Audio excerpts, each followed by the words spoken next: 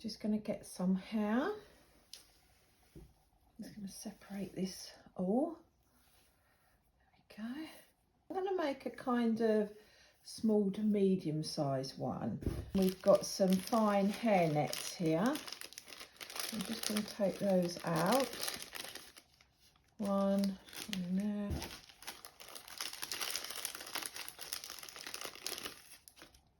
Two in there. So I usually use about 3 hair nets.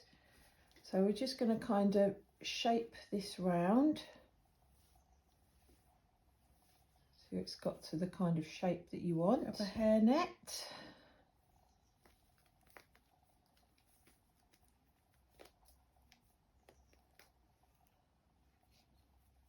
Just removing any long strands or tucking them in. And another hair net, go over the top. And then use the third one, that just keeps it together securely.